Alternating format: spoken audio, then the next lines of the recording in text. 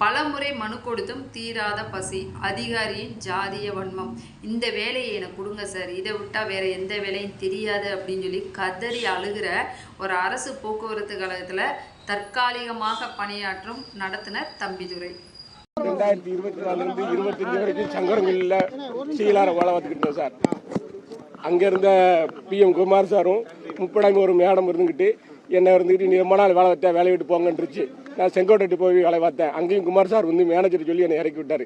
அதிலிருந்து கலெக்டர் ஐயாட்ட பெடிஷன் கொடுத்தேன். கொடுத்த உடனே அவங்க புறவழிச்சாலையில் இதே மாதிரி தான் கஷ்டப்படாமனு பாவம்னு சொல்லி எனக்கு கொடுத்தாங்க. கொடுத்து முடிச்சோடனே இவர் இங்கே வந்து இப்போ ஏஎம்மா மாறினோடனே நீ இவ்வளோ நாள் வேலை பார்க்க நீ வெளியே வரணும். அப்போ நான் ஒன்று கேட்டேன், சார் இந்த மாதிரி நான் ஒரு கஷ்டப்பட்ட ஜாதிக்காரனை சேர்ந்தவன், எனக்கு இந்த மாதிரி செஞ்சு கொடுங்க சார் அப்படின்னு. உனக்கு பஞ்சாயத்து போர்ட்டில் இடம் வாங்கி தரேன், இப்போ எங்கள் ஊருக்கு நகராட்சியில் ஒன்று குப்பரவு அள்ளித்தரம்னு சொல்லி ரொம்ப ஒரு தாழ் மனைப்பான்மையோடு என்னை பேசிட்டார். அது எனக்கு ரொம்ப கஷ்டம். 3ஆம் நாள் வந்து நான் வந்து டவுனில் ஏன்னு ஒரு வண்டியில் ஓட்டிக்கிட்டேன் சார். அந்த வண்டியை வந்து டவுனில் வச்சு எனக்கு கீழே இறக்கி விட்டு ஆளுகளுக்கு முன்னாடி அசிங்கப்படுத்திட்டாங்க சார். அதுக்கு அவர் பேர் சார் ஸ்டீவன் சார். என்ன காரணம் சொல்லுவாங்க? பிள்ளைகளுக்கு காரணம் கட்டணும்.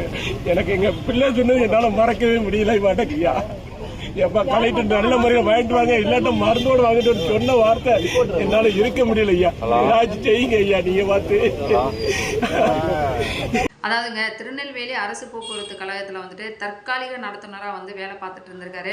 திடீர்னு ஒரு நாள் வந்துட்டு நீ இந்த வேலைக்கு வேணாம் அப்படின்னு சொல்லிட்டு மாற்று கண்டக்டரை வர சொல்லி பஸ்ஸில் போயிட்டு இருக்கிறப்பயே மாற்று கண்டக்டரை வர சொல்லி இவரை வந்து வேலையிலேருந்து நிப்பாட்டியிருக்காங்க. இவரும் வந்து எதுக்கு அப்படின்னு சொல்லி கேட்டிருக்காரு. ஆனால் அதிகாரி சொன்ன பதில் வந்து நீ நிறையா வருஷமாக இங்கே வேலை பார்த்துட்டு இருக்க, அதனால் வந்து இந்த வேலைக்கு வேணாம் அப்படின்னு சொல்லியிருக்காங்க. ஆனால் இந்த நடத்துனரும் ரொம்பவே கெஞ்சி கேட்டிருக்காங்க, இந்த வேலையை எனக்கு கொடுங்க சார், இதை தவிர்த்து எனக்கு வேறு எந்த வேலையும் தெரியாது, என்னோட குடும்பமும் இதை நம்பி தான் இருக்குது அப்படின்னு சொல்லி ரொம்பவுமே கெஞ்சி போராடி இருக்காரு.